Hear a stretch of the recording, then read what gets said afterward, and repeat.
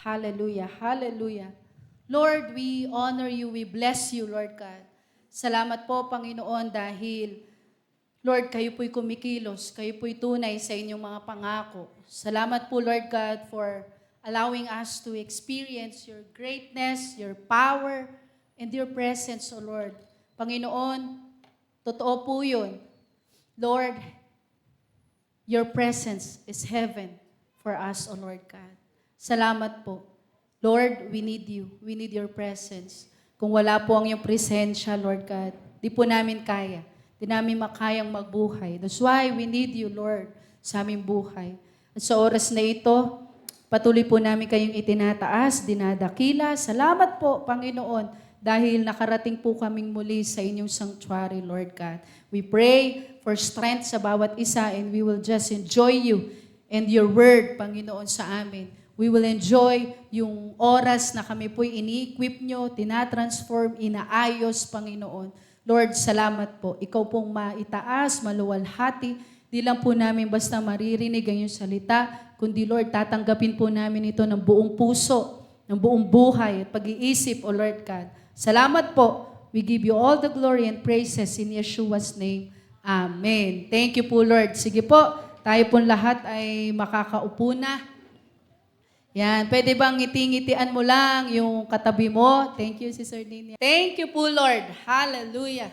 Pwede bang sabihin mo lang sa katabi mo, napakabuti ng ating Diyos. Amen. Mabuti po ba ang ating Lord? Amen. At kahit kailan, hindi po nagkulang ang ating Diyos sa ating buhay. Thank you po, Lord. Pwede po ba tayong magpasalamat sa Lord? Sabihin mo lang, thank you po, Lord. Ayan. Thank you po, Lord. Praise the Lord. Hallelujah. So, ito pong mga nakaraan na ito ay sunod-sunod po yung aming mga lakad nila pastor. No? Katulad kahapon, parang mula umaga, tas diretso po kami sa kainta. No? Pero mabuti po ang ating Diyos dahil si Lord yung nagiging source ng ating strength. Amen. Pwede ba sabihin mo yan sa katabi mo, si Lord ang ating strength. No? Salamat sa Panginoon dahil si Lord ay nagpo-provide ng strength sa bawat isa sa atin. Kasi hindi natin magagawa yung pinapagawa ng Lord kung wala po tayong lakas. Amen. Kaya sabihin mo sa katabi mo, praise the Lord, ang lakas-lakas mo ngayon. No? Nakaakyat ka ng 3rd floor. Amen. Hallelujah. Thank you po, Lord. Marami po nagsasabi sa amin, Pastor, ang taas naman ng church nyo. Baka yung mga kapatiran nyo, wala ba kayong mga may edad na kapatiran? Ay, naku po, ang daming mga... sabi ni Pastor, naku po, kahit mga may edad na yun, talaga naman, lahat kasi ng church, puro taas. Sanay na po at napakalakas. At pinapalakas ng Diyos. Palakpakan po natin ang Lord. Thank you po, Lord. God is good. So, sa oras na ito, pwede po ba nating basahin ito? Ang mensahe ng Lord sa atin sa umagang ito. 1, 2, 3, fire. The currency of heaven. Obedience that activates destination. Tayo po ba ay naniniwala na may inihanda ang Lord sa atin? Tayo po ba ay naniniwala na pinagplanuhan ng Diyos ang ating buhay? Amen? Sino po naniniwala na alam mo, maganda plano ng Diyos sa iyo? Tatandaan natin iyan, kapatid. Maganda ang plano ng Diyos sa atin. Amen. Pwede ba sabihin mo sa katabi mo, maganda si Pastor, hindi. Maganda ang plano ng Diyos sa iyo. Yan. Sabihin mo, maganda ang plano ng Lord. Tandaan natin, kahit na tayo po may mga problema, kahit na tayo may mga pagsubok, kahit na tayo po ay may mga nararanasang, mga kung ano-anong mga hinaharap po sa ating buhay, tatandaan po natin, walang pinlano ang Diyos sa atin na pangit. Amen. Kahit pagsubok na binibigay po niya sa atin, it's for good yan. No? For our good. Para pa rin po yan sa kabutihan natin. Para pa rin yan sa tatanggapin mong bagong pagpapala. Amen po. Sabihin mo sa katabi mo, meron kang bagong pagpapala. Amen. Pero, kapatid, may mga inihandaan, Lord, at napakaganda ng plano ng Diyos, maging yung destiny na inihanda ng Lord, yung future na inihanda ng Lord sa atin. Amen. Pero po may susi. Ano daw po yung susi ng kalangitan na yon? Obedience. Pwede po ba natin sabihin, obedience? Meron pong susi para ma-unlock yung mga blessing. Para ma-unlock yung napakagandang plano ng Lord. Para ma-unlock yung future ng bawat sa atin. Kapatid, obedience. Sabihin mo ulit, obedience. Yan, basahin po natin 1 Samuel 15:22. 1 to 3, fire. Has the Lord has great delight in burnt offerings and sacrifices, as in obeying the voice of the Lord?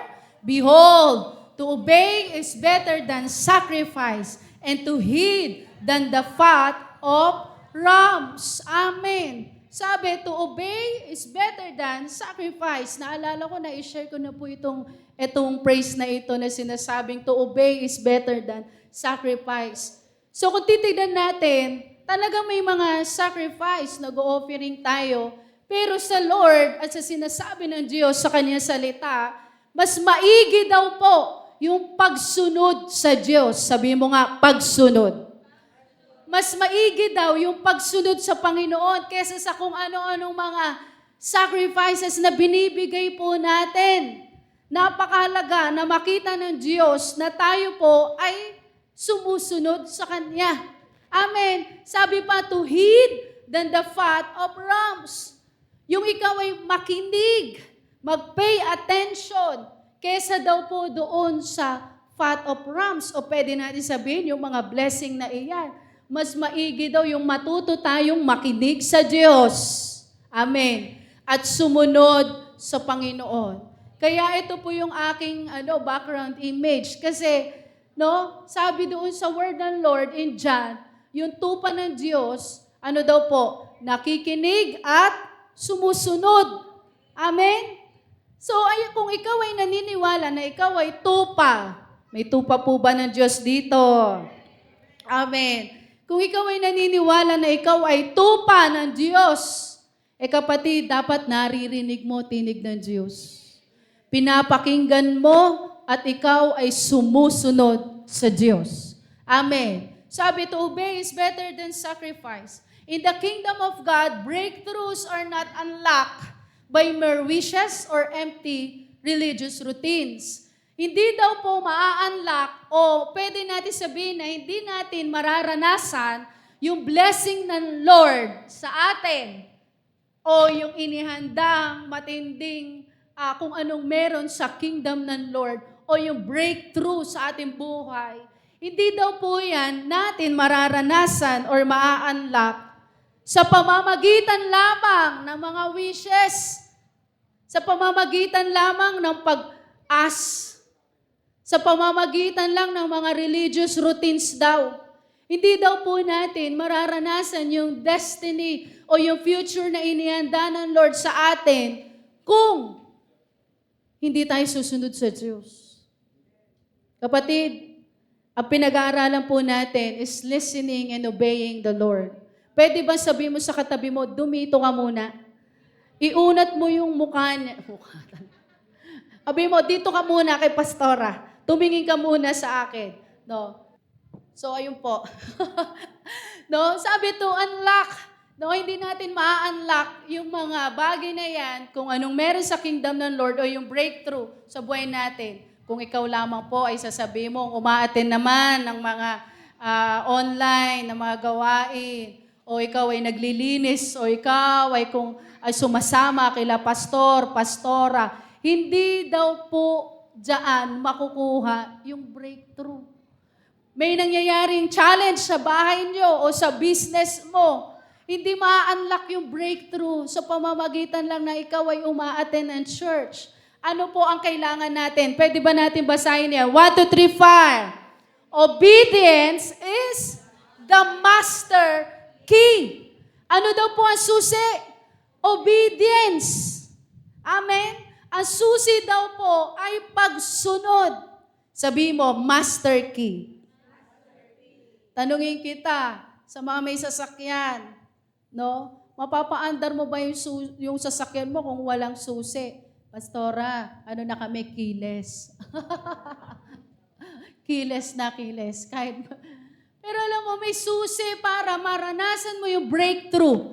Para maranasan mo yung kingdom ng Lord, meron pong susi. Ano daw po ang susi? Obedience. Pagsunod. Amen. Many believers pray for open heavens. Tama, tayo po'y nananalangin na kung saan maranasan natin kung anong meron sa kalangitan. Yet, live under self-imposed, closed skies because they substitute obedience with activity, sacrifice, or delay. Naunawaan po ba natin? Sabi, maraming mga tao ngayon nagpipray ng open heaven. Breakthrough sa kanilang buhay. Pero bakit parang sarado? Bakit parang nakalak? Bakit parang hindi nararanasan yung breakthrough? Ba't hindi nararanasan na bumabagsak yung pagpapala? Nararanasan araw-araw yung pagpapala. Ba't hindi nararanasan? Dahil marami daw po sinasubstitute yung obedience sa mga activities. Present naman ako. Present naman ako. Wala man ako sa face-to-face. Naka-online naman ako. Present naman ako kasi ganito, ganyan. Mararanasan kong breakthrough. Nag-o-offering ako Okay na yon. Sinisend ko naman yung offering ko Kapatid, sabi may master key for us to experience and to live doon sa kingdom ng Lord at yung breakthrough na matagal na natin gustong maranasan.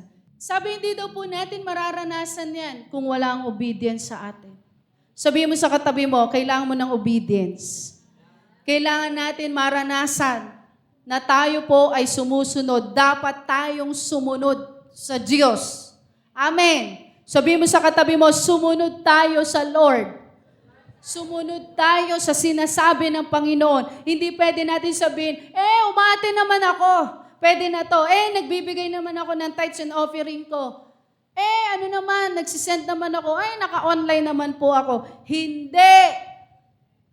Para maranasan natin yung breakthrough na matagal na po nating pinagpipray. Gusto mong gumaling. Completely healed. Kapatid, ang susi, sumunod ka. Pero kung ang sarili mo pa rin ang sinusunod mo, ito gusto ko, ito yung tama para sa paningin ko, wala kayong pakialam kasi ganito gusto ko. Kapatid, hindi mo mararanasan ng breakthrough. Hindi mo mararanasan yung hinihingi mong healing sa Lord. Obedience is not a burden. Ano daw po ito? It is alignment. Amen? Pag ikaw ay sumusunod sa Panginoon, may ina-align ka. O meron kang inaayos pag ikaw ay sumusunod sa Diyos. Kapatid, tanungin kita, anong sira sa inyo? Ano ang mga sasabihin mo mga nagiging challenge sa loob ng tahanan? Ano yung mga disorder sa loob ng tahanan? Sa pamilya? Pwede natin sabihin yun, communication, relasyon. Kamusta ang relasyon mo sa anak mo? Kamusta ang relasyon ng anak mo sa iyo? Kamusta ang relasyon yung mag-asawa? Kamusta finances nyo? Kamusta yung budget nyo? May budget pa ba? Diba? Yung ang dami po natin, kung titignan natin, parang ang daming mga challenge na pwede po nating maranasan at nararanasan natin araw-araw na kailangan pong i-align. Yung mga sira, kailangan i-align, iayos. Amen. Pero sinasabi po dito, para maayos iyan, ma-align niya sa tama, ang kailangan po natin sumunod. Amen. Ang kailangan natin sumunod. Yung business mo, parang nag-down. Yung business mo, may nangyaring napakatinding challenge. Para maibalik mo sa tama yung business mo, kailangan mo sumunod sa Diyos. Kailangan natin sumunod. May hinihingi kang healing? Kapatid, hindi mo mararanasan yung breakthrough, yung healing na iyan, kung hindi ka susunod sa Panginoon. When your steps match the instruction of the Lord, kapag ikaw daw po lumalakad, nakabase doon sa instruction ng Lord sa iyo, Ano sabi? You step out of human struggle and into divine acceleration. Pag ikaw daw po, sinusundan mo ang Diyos, kung ano yung instruction ng Lord, sabi ng Lord sa'yo, kanan, kumanan ka. Sabi ng Lord, kaliwa, kumaliwa ka din.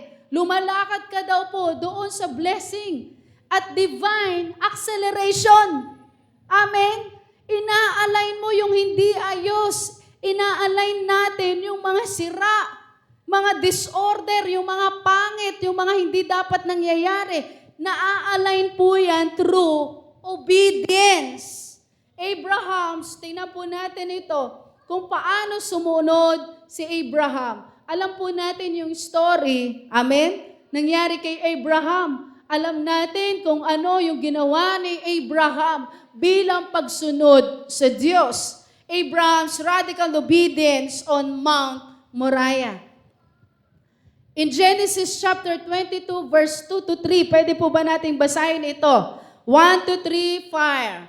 Then he said, take now your son, your only son, Isaac, whom you love, and go to the land of Moriah, and offer him there as a burnt offering. So Abraham rose early in the morning and saddled his donkey, and took 2 of his young men with him, and Isaac, his son. Kapatid, ito yung alam natin na masyadong yung parang sasabihin natin na parang ang sakit para sa isang magulang. Lalo na kapag ikaw ay magulang, parang pwedeng makarelate ka sa bagay na ito. At alam mo yung pwede sanang maramdaman ni Abraham. Kasi sa kanya, isang anak na hiningi niya sa Lord.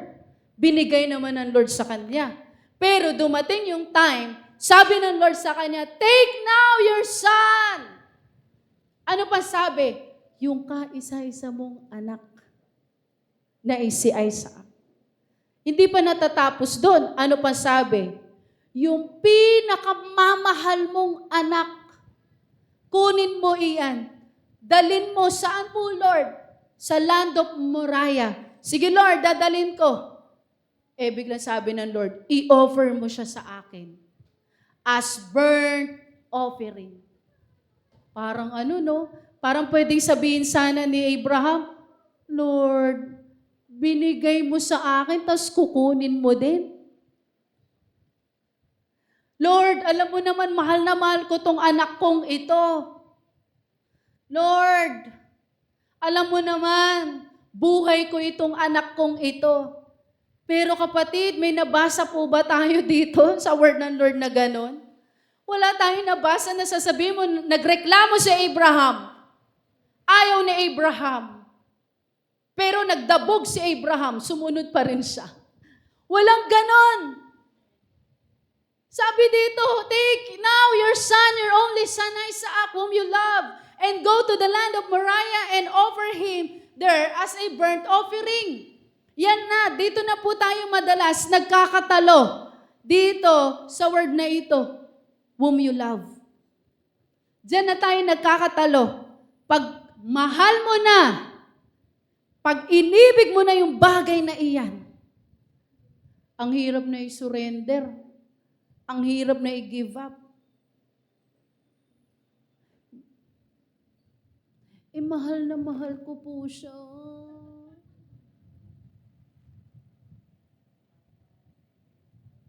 Ito na lang po yung aking basketball na nga lang eh. Ito na nga lang po yung ko eh. Yung pag-games online eh. Ang hirap na i-give up. Lalo na pag na-attach ka na. Lalo na kapag naging hobby mo na. Diyan na nagkakatalo, whom you love. Sabi ng Lord sa kanya, yung nag-iisa mong anak, kunin mo, ialay mo sa akin, yung pinakamamahal mong anak.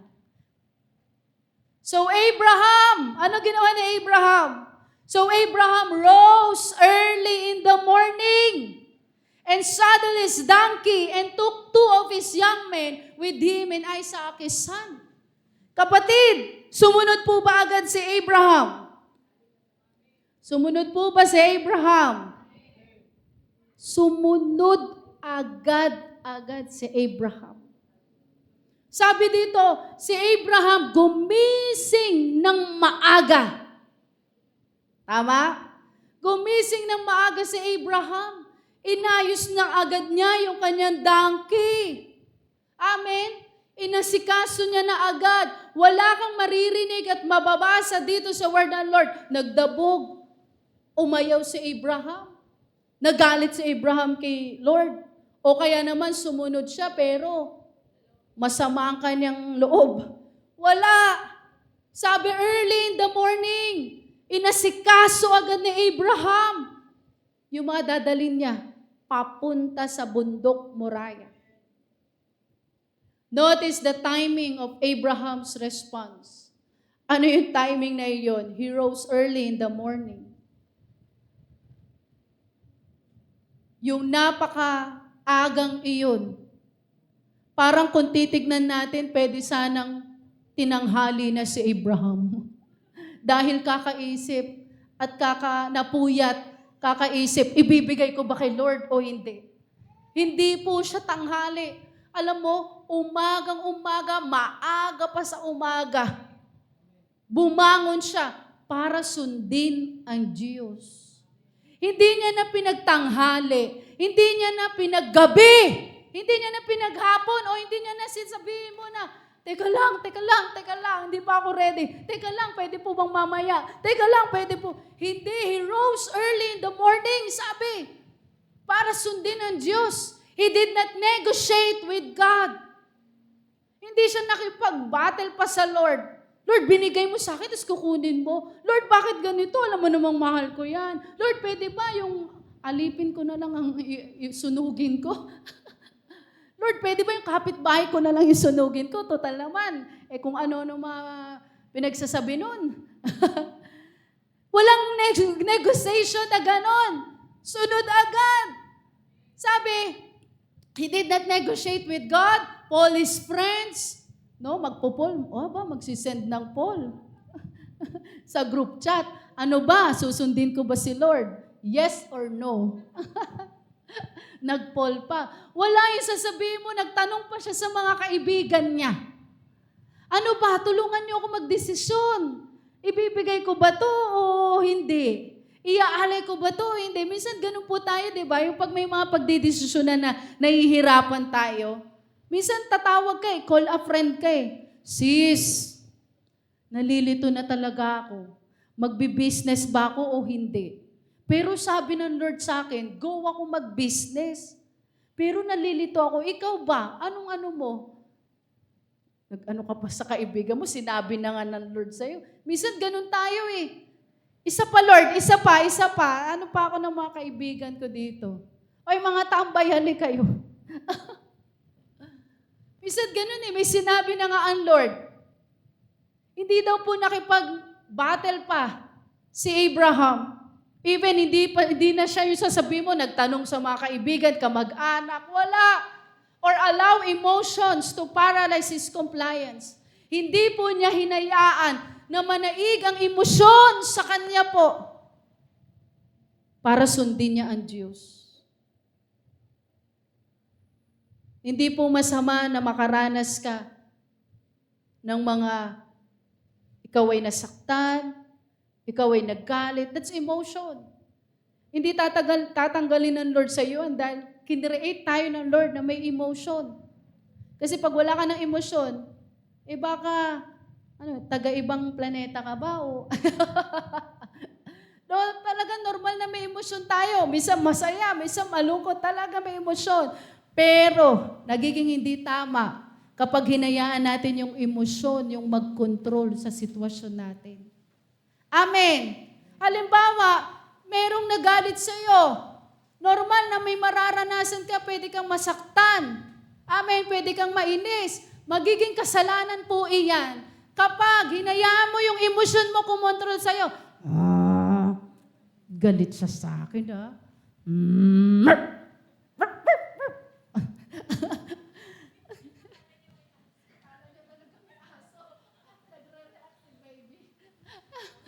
No? Hallelujah! Pag hinayaan mo yung emosyon yung kumontrol, talagang magkakasala ka. Pwede kang magalit, pwede kang mainis. Tama po. Pero si Abraham, walang ganong emosyon na hinayaan niya sa sarili niya. Kaya sabi ko nga po nung inaaral ko to, sabi ko, antindi naman ito ni Abraham. Wala sigurong nakita ang Diyos sa kanya na katiting na sasabihin mo na inis siya sa Diyos.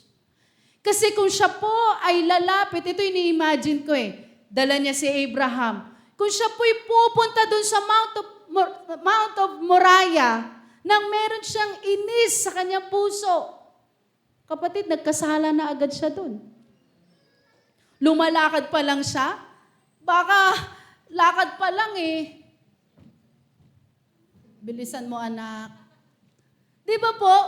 Tama ba? Nararanasan po ba natin minsan sa mga anak natin, di ba? Pag inutusan mo, minsan parang, ano anak?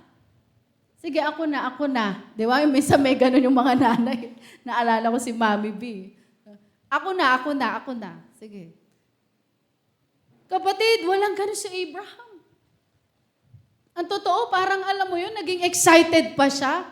Bakit ko sinabing excited? He rose early in the morning. Ang aga-aga niyang bumangon para ialay yung anak niya. Wala po siya yung sasabihin mo, pinag-delay niya. Genesis 22 verse 3. Sabi pa po dito, delay obedience is, disobedience. Yung ikaw ay, sasabihin mo man, sumunod naman po ako Pero wala doon sa perfect timing ng Lord. Wala doon sa sinabi ng Lord sa'yo. Nasunod pa rin yung sarili mo na, sige po, susunod ako. Sabi ng Lord, ngayon na. Lord, mamayang hapon na, mamayang gabi na, may ginagawa ako. Sabi, delayed obedience is disobedience. Kailangan po natin maunawaan ito. Ibig sabihin, disobedience na rin yan. Hindi ka na rin sumunod. When God speaks, delaying the action gives room for human reasoning and spiritual resistance to enter. Kapag hinayaan daw po natin yung mga delay or late kang sumunod sa Diyos, binibigyan mo daw ng room yung sarili mo para ikaw ay magdahilan. Kaya ka late sumunod kasi Lord, Kasi po Lord, baka hindi ko kayanin kasi po naglalagay ka ng room para sa kung ano mga dahilan. Basahin natin itong true obedience. 1, 2, 3, 4. True obedience is immediate, unwavering, and exact. Do what the Lord said without delay, without doubting, and without compromise. Follow His instruction down to the last detail. Ang true obedience, kapatid, hindi po yung sasabihin natin bukas na. Merong timing, may perfect timing sa pagsunod sa Diyos. Kasi ang Lord, alam mo, laging perfect yung kanyang timing. Sabi, true obedience is immediate, quick. Ibig sabihin po yung wala kang sasayanging oras. Pag sinabi ng Lord na ito, gagawin mo. Ano pa? Unwavering. Ang totoong obedience, hindi ka basta-basta nasa His way. Nakikipag-compromise. Ano pa? True obedience, ano daw po? Accurate, exact. Kung ano sinabi, yun yung ginagawa mo. Amen. Kung ano instruction, yun yung ginagawa mo. Example, inutusan ka, kumuha ka ng malamig na tubig. Ang ginawa mo, kumuha ka ng mainit na tubig. Tanungin ko po kayo, that's true obedience? Kahit na sabihin mo na, kasi baka maano yung kanyang lalamunan. Baka ang gusto niya, mainit. Baka kasi ganito, ganyan. Pero alam mo kapatid, sa totoong buhay, hindi po yun yung obedience na sinasabi ng Lord. Kasi yung true obedience, eksakto kung ano ang sinabi o instruction sa'yo. Amen. Sabi, do what the Lord said. Without delay, without doubting, hindi ka nagda-doubt, walang late, and hindi ka nakikipag-compromise. Follow His instructions down to the last detail. Yung pinakamaliliit na detalye, napakahalaga sa Diyos. Kaya yung salita ng Lord ay napakahalaga. Ano pa? Sabi, the altar of provision. Etong kagandahan. Abraham was willing to sacrifice the very promise God gave him. Si Abraham, naging willing po siya na i-sacrifice yung kung ano man, yung pinapasacrifice ng Lord sa kanya. Even yung kanyang pinakamamahal na anak, willing po siyang i-sacrifice iyan. Amen. Dahil alam niyo, may pangako ang Diyos. The provision. Yan, sa mga nagpipray ng provision. The provision is always waiting at the location of your obedience. Ibig sabihin, hindi dadating si provision hanggat hindi ka sumusunod. Hindi dadating si healing hanggat hindi ka sumusunod. Hindi dadating si blessing hanggat hindi ka sumusunod, hanggat hindi tayo sumusunod. Kaya anong kailangan natin? Sumunod. Amen. Si Israel po, gustong-gusto niya yung math. Kaya nagpapasalamat ako sa Lord kasi yung multiplication table, naalala ko, di ba pag multiplication na, naku po, kung hindi hanger, pamatpat ang kaharap mo para makabisado mo yung multiplication.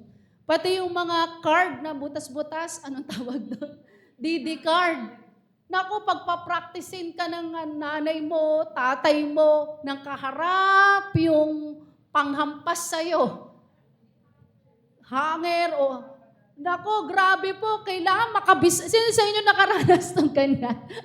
Kailangan, kabisado yun. Pag mga 5, table of 5, kayang-kaya yan. Kahit panaginip, table of 10, naku po, pagdating sa mga 7, 8, 9, yung 3, okay pa eh.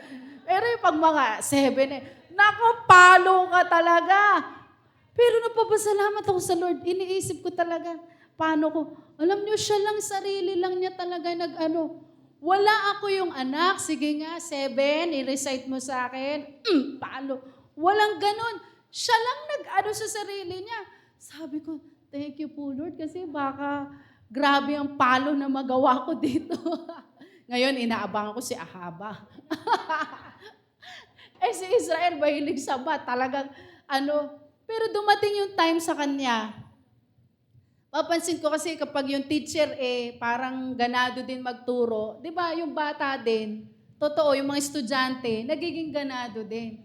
Noon kasi, parang, siya, sabi ko, ang susi para maunawaan mo yung tinuturo ng teacher mo. Sabi ko sa kanya, makinig ka. Makinig ka. Ang susi para maano mo, yung mga equation na yan, yung mga chuchu-chuchu, mga kung ano na yan. Sabi ko, para maunawaan mo at nagbigay ng test, quiz, kailangan mo makinig. Sabi ko sa kanya, makinig ka. Katulad na sinasabi ko sa kanya, makinig ka sa akin. Kasi mami, sometimes, naantok daw siya. Minsan natutulog daw siya. Ngayong na siya, grade 5 na siya. Naku, nakikita ko, na-enjoy niya. Pahirap na ng pahirap yung kanilang daw ginagawa sa math. Pero na-enjoy niya kasi yung teacher naman niya ngayon, ganado naman din pong turo. Talagang, sabi nga niya, Mami, everyday daw sila nagtitest. Para daw, sabi ng teacher daw, para daw makuha ng makuha. Lagi nga talaga po sila nagtitest. Pero that's the key. Listening. Yung instruction, hindi mo maiintindihan yan pag out of focus ka. Amen? Pag out of focus ka, hindi mo maintindihan yung instruction. Kaya ano magiging bunga? Pag ikaw sumunod, ay, Ay, kala ko kasi ito yung sinabi mo eh. Ay, kala ko kasi ganito yung gagawin. Ay, kala ko kasi ganito, ganyan. Kapatid, kung gusto natin yung provision, maranasan po natin. Kapatid, kailangan ng pagsunod. The ram caught in the thicket sa Jehovah Jireh, nag-provide po ang Lord in Mount Moriah. Alam natin yung storya, amen? Was only revealed after Abraham lifted the knife in surrender. Nung ready na si Abraham, sige po Lord, i-offer ko na po siya sa inyo. Nung tinaas niya na yung kanyang kamay, para i-offer na si Abraham, ano sabi ng Lord? Wait lang! Abraham, teka lang. Ngayon, alam ko na, willing kang sumunod sa akin.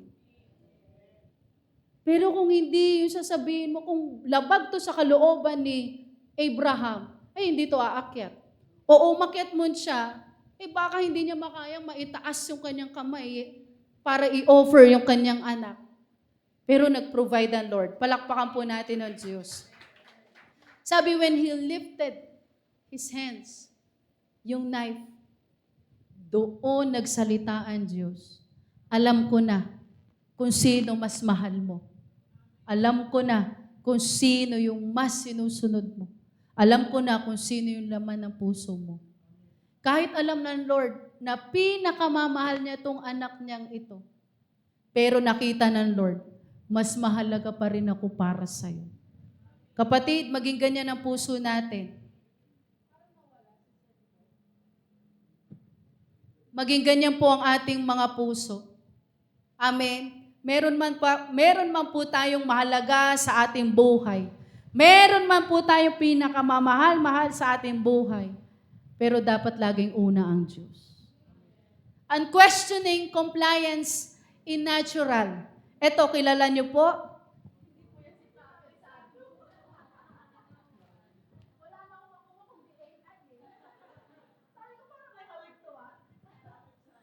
Si Noah. Kilala natin kung paano sumunod si Noah. Wala pong question sa Lord. At ito po, tuwing inaaral ko yung buhay ni Noah, ay hindi po madali iyan. Tama po, hindi madali. Kasi gagawa ka at yung arko pong gagawin nila, hindi po di papel. At hindi po yung sasabihin mo na maliit. Hindi po. Tapos okay lang, sige, gumawa ka ng napakalaking arko. Kukuha ka pa ng mga iba't ibang klaseng hayop. Gaano kahirap iyon? Sabi, tingnan po natin, Noah was told to build a massive ark in a world that had never seen rain. His obedience made him look foolish to his generation, yet it preserved humanity. Sabi, walang ulan nung time na iyon. Ang araw-araw nung time na iyon, ni ambon wala. Dry na dry. Pero gumagawa at pinagawa sila ng Lord ng ark. Ano sabi ng mga tao? Anong ginagawa ni Noah? Anong ginagawa ng pamilya niyan? Ay, mukhang nawawala na sila sa sarili nila. Tignan mo sila, pinagtatawanan at kung ano-ano pa siguro pong mga salita na tanggap nila. Even amidst heavy criticism and opposition to his obedience to the Lord, ano daw po sabi? Noah still obey God. Palakpakan natin ang Diyos. Kapatid, sumunod pa rin si Noah. So, pwede ba sabihin mo sa katabi mo, sunod tayo sa Diyos. Sunod tayo sa Panginoon. Kahit na sabihin mo, ang daming criticism, kahit na sabihin mo na ang daming opposition, ang daming nagagalit sa Diyos, ang daming hindi makaunawa sa ginagawa mo, kapatid, manatili kang sumunod sa Lord. Kahit sa trabaho, kahit na sabihin sa'yo, grabe ka naman, ikaw na banal.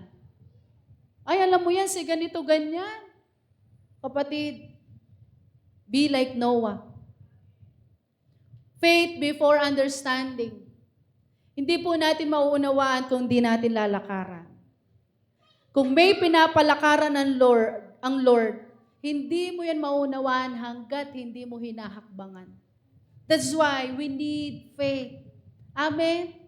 We need faith. True obedience requires you to move on God's word before you see the weather change. Kailangan marinig mo yung instruction ng Lord at ano daw po? Yun yung susundin mo. Sabi, faith comes by hearing and hearing by the word of God. Kailangan mo marinig ang tinig ng Diyos. At sa paghakbang mo, pagsunod mo sa Panginoon, doon mo makikita. Doon mo maunawaan. Kaya pala.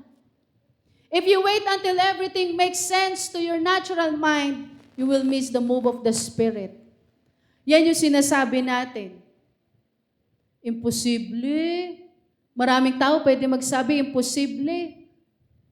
Imposible ka magkaroon ng 4 wheels. Kasi wala kang trabaho. Wala kang ganito. Di ka nakapagtapos na pag-aaral. Imposibleng makarating ka ng mga iba't ibang bansa. Sa Diyos, walang imposible. Amen? Imposible ka nang gumaling. Sasabihin ng maraming tao, imposible ka nang gumaling. Walang imposible sa Diyos. Meron po kaming dinalaw na pastor. Siya po'y na-stroke at 3 valve yung naapektuhan po sa kanyang puso. So, kailangan siyang operahan. Kailangan ng pacemaker at kung ano-ano pa. Di natin matanong, wala si pastor eh. Tanong mo, okay, Doc Jooms. No? Ang dami pong kailangan gawin sa kanya. Tinanggihan na po siya ng mga doktor dito sa Angono. Tinanggihan po siya. Kahit na may pera sila, tinanggihan po siya. Bakit? Delikado na yung kanyang lagay. Alam niyo po, tinanggap po siya.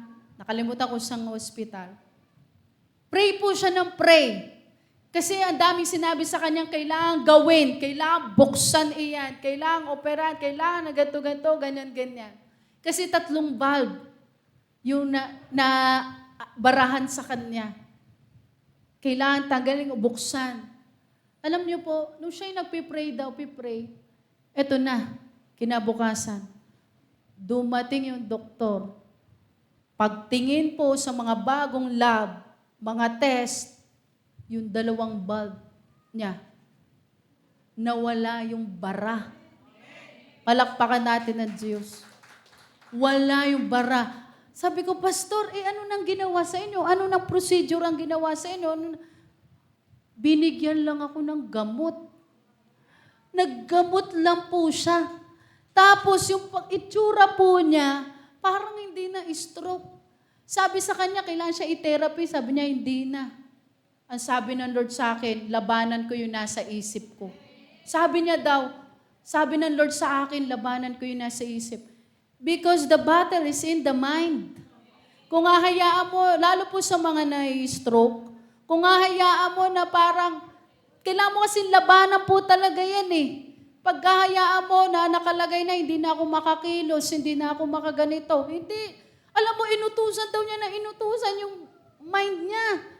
Alam mo, hindi nagpa-therapy, kasama pa namin sa gawain doon sa Sabi na ng doktor sa kanya, magpahinga ka lang ng 3 months, 6 months, okay ka na. Pero okay na po siya, naglalak. Paano po talaga siyang hindi niyakap siya ng ibang mga pastor kasi akala na po, wala na. Pero pang ilan niya na yun? Pangalawa o 3? Pero yung sabi sa kanya, dapat bubuksan po, aanuhan po. Pero hindi po nangyari. Gamot na lang siya, gamot lang. Kapatid, walang imposible sa Diyos. Lalo na kung narinig mo mula sa Lord, pinagaling ka na ng Diyos, pinagaling ka na. Amen. Hallelujah. Sometimes tayo po kasi kailangan may makita muna ako. Di ba ganon? Kailangan meron munang ebidensya. Kailangan may ganito muna. Hindi. Kailangan humakbang ka muna. Kailangan sumunod muna. Sabi, your alignment with God's whisper today sets up tomorrow's breakthrough. Yung pagsunod mo sa Panginoon, yung pag-align mo, di ba yung obedience is alignment? inaayos mo. The more kang sumusunod, the more na-align yung mga bagay sa buhay mo. Sabi, it is your breakthrough for tomorrow. Para sa pamilya mo, nakasalalay dyan sa pagsunod mo, yung pamilya mo, nakasalalay sa pagsunod mo sa Lord, yung business mo, nakaalalay sa pagsunod mo sa Lord, yung ministry mo, yung buhay mo, spiritual na buhay. Sabi, it is constructing the shield that will protect you during the upcoming storms of life. Lahat po tayo nakaranas ng storm. Amen? Lahat tayo nakakaranas ng mga matitinding pagsubok. Sabi, basahin po natin ito, 1, 2, 3, 5. Your willingness to yield to God's still, small voice right now will yield a powerful harvest. Palakpakan natin ang Diyos. Yung pinaka-detalye na instruction ng Lord, kapag sinabi na ng Diyos sa iyo, even the small voice ng Lord, pag sinunod mo iyan, ano daw pong kapalit? Powerful harvest. Kaya sabi mo sa katabi mo, meron kang harvest. Pag ikaw ay sumunod sa Diyos. Amen. Now, may warning sa atin. The danger of partial obedience. Sumunod naman. Pero hindi lahat sinunod. May iba namang klase ng mga believers, Christians, ganyan.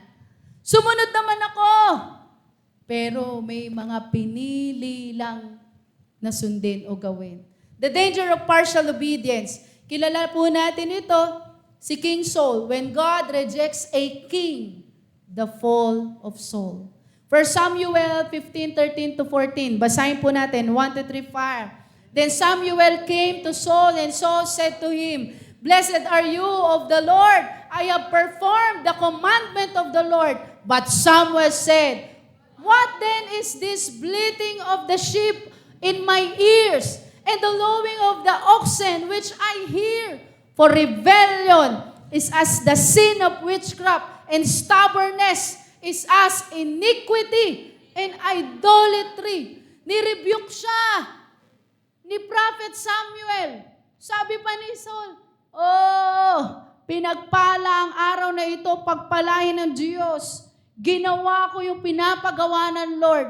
Ano sabi ni Samuel? Hoy. Di mo alam, pero alam ko, meron kang ginawa na hindi tama. Ano po yung kanyang mga ginawang hindi tama? King Saul was instructed to completely destroy the Amalekites. Instead, he spared the best livestock. And King Agag, claiming he saved them to sacrifice to God. Nakipag-compromise. Sabi ng Lord sa kanya, ubusin yan lahat ng yan. Anong ginawa niya? Ay, ito wag to. Ito wag to. Matindi to. Pwede to. Pwede to sa church. Pwede to sa church. Ay, pwede to. Para sa Lord. Para sa Lord. Minsan ganun tayo. Amen? Na parang, pwede na to. Para naman to sa Lord eh. Pero alam mo, yan nga yung sinasabi natin, true obedience, dapat exact. Eksakto. Accurate dapat yung pagsunod sa Lord. Pero nung ginawa ni King Saul, hindi sumunod.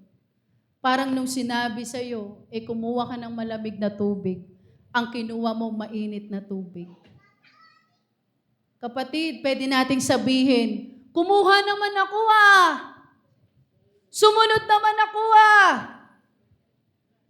Kapatid, delay obedience is disobedience. Partial obedience is disobedience. Kaya nangyari sa kanya. Sabi, you cannot use sacrifice, giving money, doing church work, extra fasting to cover up willful disobedience to a direct order. May sinabi sa iyo, lalo po sa mga sundalo, kung ano order ng commander, hindi mo pwedeng labagin. Tama po. Bakit? Buhay nakasalalay. Kaya ganun po sila tinrain na kahit kaliit-liit na detalye, susundin nila. Bakit? Buhay ang nakasalalay. Amen.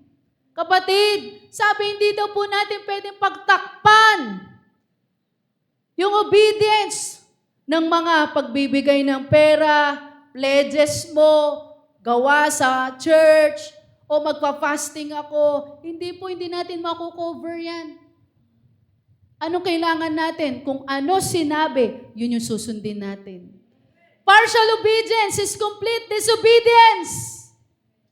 In heaven's eyes, in the Lord's eyes. Sabi, Saul kept the sheep, but in doing so, he lost his crown and kingdom. Yung disobedience na ginawa ni Saul, ano po naging bunga? Yung crown, inalis sa kanya. Yung kingdom, inalis sa kanya. Every believer loves a prophetic word. Tama po. We shout, Amen! Pag may mga naririnig tayong mga word, prophecies, financial breakthroughs, no? Ang lakas ng ating Amen. Parang kahapon, nung kami po'y nandun sa conference, ang sabi sige po, sabihin po natin, Jesus. Jesus, mga tao ganun. Ayan na, kapag blessing, ang lakas. Pag kay Lord, babanggitin lang ang name. Pero totoo, ang lakas natin mag-amen kapag may mga breakthroughs, may mga prophecies. However, many powerful words from God hang unfulfilled in the spiritual realm. Marami daw pong mga powerful prophecies or word ng Panginoon sa atin na hanggang ngayon ay hindi pa rin nangyayari. Meron po ba sa atin ganon? Meron pang mga hindi na fulfill, may mga hindi pa nangyayari. Pero madalas, bakit hindi nangyayari? Because prophecies reveals possibilities, but obedience activates manifestation.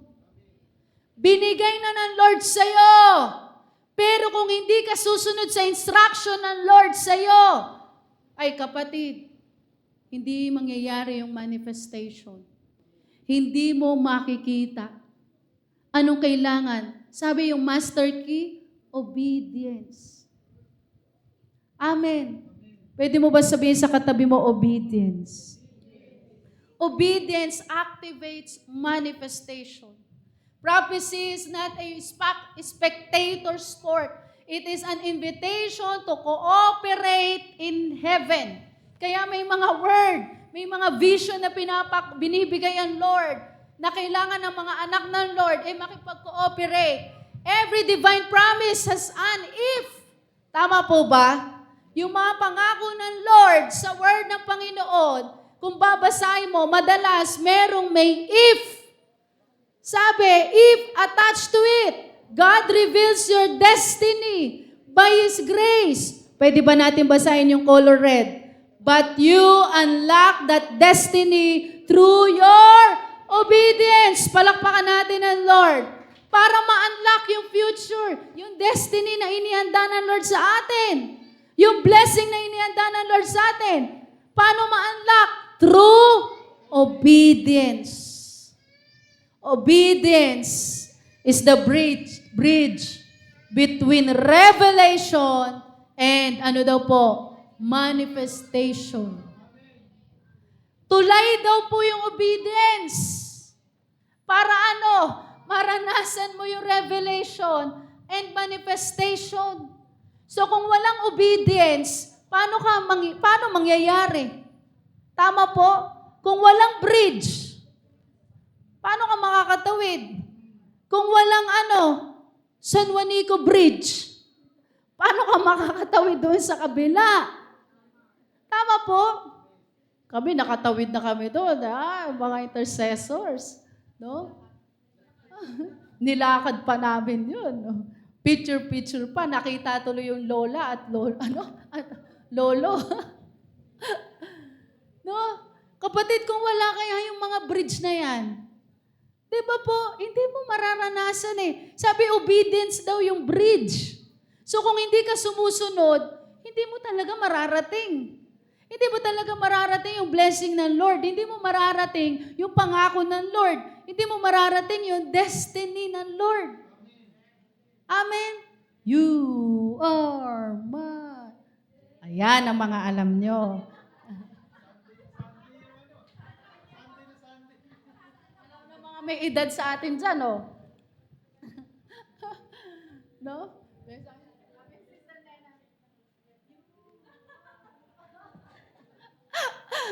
Hallelujah! Kapatid, kung yung obedience yung bridge, at kung walang bridge, hindi mo mararating yung destiny. Hindi mo mararating yung magandang plano ng Diyos. Hindi mangyayari sa iyo yung future na inihanda ng Lord. Disobedience is expensive. It loops you back into the same desert until you learn the lesson. Ito ginagawa ng disobedience. Iikot-ikutin ka.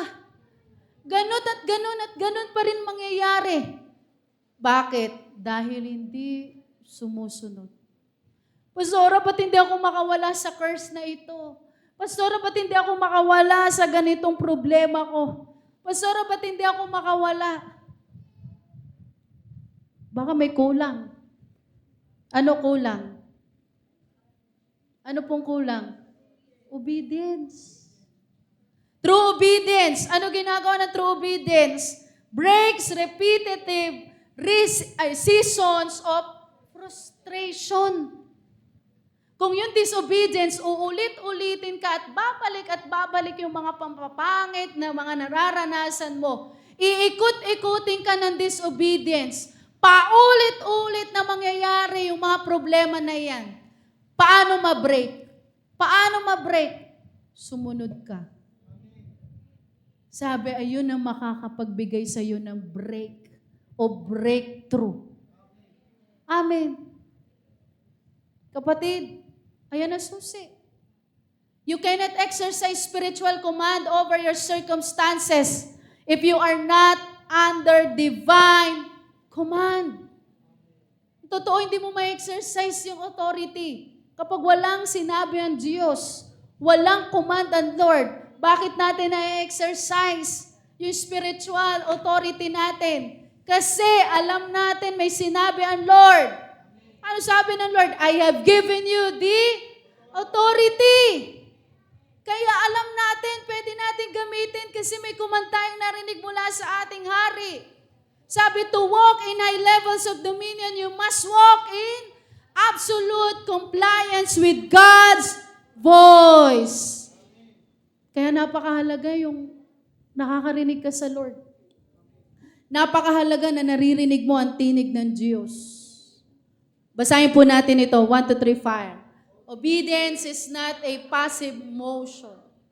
It is an active choice of faith. It is your choice. Hindi po tayo ginawang robot ng Diyos. Ang pagsunod ay nasa sa atin. Amen. Nasa sa atin. In Isaiah chapter 1 verse 19, gusto ko po ito. 1, 2, 3, 5. If you are willing and obedient, you will eat the good things of the land. Palakpakan natin ang Diyos. 2 bagay para maranasan mo yung good things sa land. Gusto mo pagpapala sa tahanan nyo, gusto mo ng blessing, spiritual, physical, pinansyal, ano daw po dapat natin gawin? Maging willing tayo. Maging obedient tayo sa Diyos. Amen. In Isaiah chapter 1 verse 9, basahin po natin ulit. 19. But if you resist and rebel, you will be devoured by the sword. For the mouth of the Lord has spoken. Ito nakakalungkot. Sa 18, sabi ng Lord, pag tayong maging willing and obedient, ano daw po? Makakain mo, mapapasayo kung ano yung merong magagandang bagay dyan sa land na yan. Pero pag tayo daw po ay hindi sumunod, nagrebelde. Alam nyo, yung mga hindi sumusunod, ano pong tawag sa kanila? Rebelde. Kapatid, ano ka? Di ba ayaw natin sasabihin mo, tawag sa'yo, rebelde. Rebel, Jira. Hindi tayo. Kaya nga yung mga rebelde, di ba po? Meron tayong mga army, kapulisan na iniingatan yung mga tao against sa mga rebelde. Amen. Kaya yung mga hindi sumusunod sa Diyos, masakit man po, pero sa word ng Lord, nagre-rebelde ka sa Diyos. Sabi, if you resist and rebel, you will devoured by the sword. Sino po nagsalita? For the mouth of the Lord has spoken. Nakakatakot po ito. Na kung saan pag hindi po tayo sumunod, sinabi pa ng Diyos, the mouth of the Lord has spoken. Mula sa bibig ng Diyos, siya na mismo nagsasalita. Para sinasabi ng Lord, ako na nagsasabi niyan. Pag hindi kayo sumunod, pwedeng curses ang maranasan. Kapatid, kung may pinapag-give up ang Lord sa'yo, i-give up mo na yan. Kung may pinapaalis ang Lord sa'yo, alisin mo na iyan. For the mouth of the Lord has spoken. Gusto ko pong ayusin talaga Gusto ko pa talagang itama Pero bakit po kaya hindi? Subukan mong hakbangan. Subukan mo sundin ng Diyos. Doon mo makikita, kaya ko pala. Sagot ka ng Lord. Si Lord ang bahala sa'yo. Grudging obedience is not true obedience. Kanina, delay obedience. Ano pa yung isa? Partial obedience. Yung delay, laging late sumunod. Disobedience na daw po yan sa Diyos. Yung partial obedience, disobedience din yan. Bakit? May pinipili ka na sundin. Ito naman, grudging obedience is not true obedience. Yung sumunod sa Panginoon, pero ano po? Kasi naman sabi ko na nga ba Di ba madalas po natin makita yung mga bata ganyan? Kasi talagang immature pa sila. Talagang may time pa, talagang ganun. Pero kung ikaw naman, na mga nasa 40 plus ka na, at gaganyan-ganyan, di ba parang hindi normal? Tama po ba? Kasi naman sinabi ni Mami, magganito. Naku po, kay Mami B, noon bawal kami magganon-ganon. Naku po, lalo, di ba yung mga noon po? Di ba yung tignan ka nga lang ng nanay, tatay mo, kailangan mo ng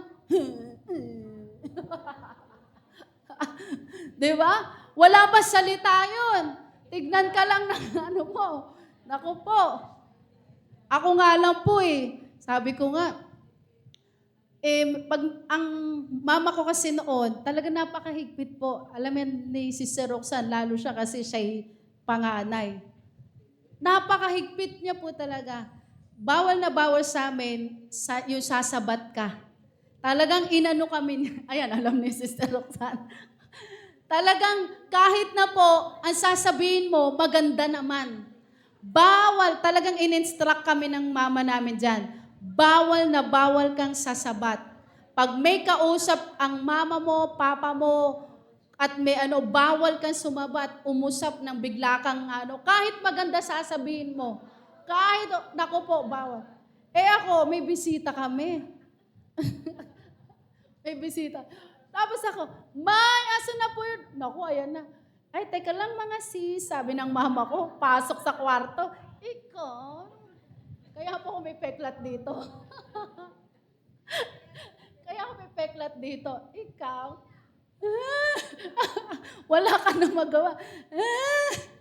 Sasabihin ko lang naman, pengi ako damit Wala ka naman sasabihin, pagka ganun ko pa lang, hindi ko alam. Nako po, ayan na. Teka lang mga sis. Halika dito. At bawal kang umiyak. Kaya pag gano'n ka, kahit pinalo ka lang. Kaya yung mga picture namin noon, Pastor Jeff, nakurot, na ganon, picture namin. May mga picture po kami talagang ganon. Kasi graduation. Makukulit, di ba? Kinurot ni Mami Bing ganyan. Yung kurot pa naman, yung alam mong matindi yan. Di mo makakalimutan yun hanggang pagtulog mo. Ginanon si Pastor Jeff, pati si Brother, pati kami. Kaya,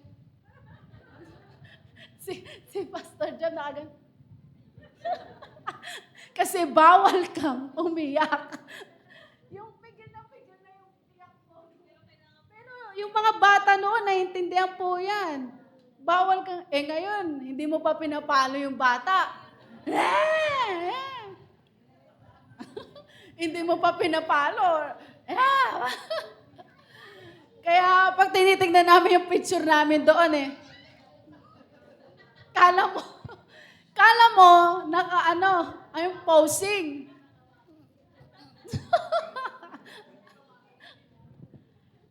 Pigil yung iyak.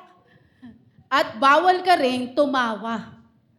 'Di ba? Sa mga bawal ka din tumawa. Kaya, ganun lang yung mga mo.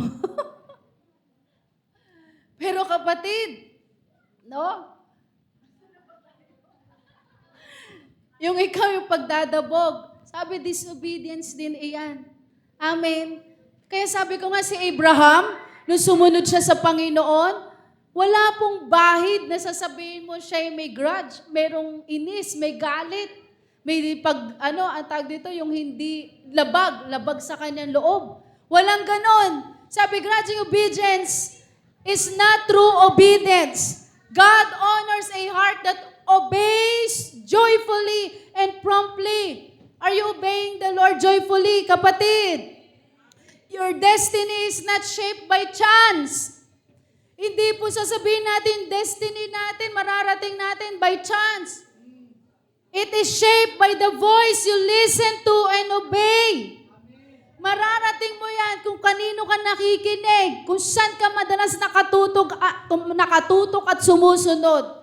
Kung ikaw ay nakatutok at sumusunod sa Diyos, kung ano inihanda ng Lord sa iyo, yun yung mararating mo. Remember, obedience is a bridge to revelation and manifestation. Stop waiting for a passive miracle. Huwag kang maghintay. Amen, hindi mararating yung miracle hanggat hindi ka humahakbang. Look back at the last clear instruction ng Lord sa iyo. Makinig ka maigi. May instruction ng Lord sa iyo. May nangyari. Sabi dito, look back. Balikan mo yung mga instruction ng Lord sa iyo. Ba't hindi pa rin nangyayari? Yung word ng Lord, yung promise ng Lord, ba't hindi pa rin nangyayari? Balikan mo. Ano ba sinasabi ng Lord noon? Ano ba yung instruction ng Lord sa akin? At sundin po natin. Your next breakthrough, your next level of favor, and your divine alignment are waiting on your willingness to obey. Palakpakan natin ang Diyos. Kapatid, gusto natin bagay na to. Breakthrough. Favor ng Lord. Yung divine alignment. Mangyayari po iyan kung tayo magiging willing na sumunod sa Diyos. Tayo po tayong lahat. Hallelujah. Inihintayan po tayo ng Lord ng paglakad. Inihintayan po tayo ng Lord ng paghakbang. Inihintayan tayo ng Diyos ng pagsunod sa Kanya. Dalawang bagay, sabi, if you are willing and obedient, you will eat the good fruit of the land. Pero, sabi, pag tayo nag-disobey, nag-rebelde sa Diyos, hindi sumunod sa Panginoon, kapatid, paulit-ulit yung pwedeng mangyari sa atin. It's about time para sa iyo ay magdesisyon. Susunod ka ba o hindi? Sabi, it is our choice. Choice of faith yan. Gaano ka nananampalataya sa Lord? Gaano mo gusto sumunod sa Diyos? Baka ito na lang yung kulang para maranasan mo yung breakthrough sa buhay mo. Baka ito na lang yung kulang para ma-align yung buhay niyo, pamilya, maayos. Baka ito na lang yung kulang, yung pagsunod para maranasan mo yung kumpletong kagalingan sa buhay mo. Baka ito na lang yung kulang para mangyari yung pangako ng Lord sa'yo. Baka ito na lang yung kulang, yung pagsunod na ito para maranasan mo yung inihanda ng Lord para sa'yo.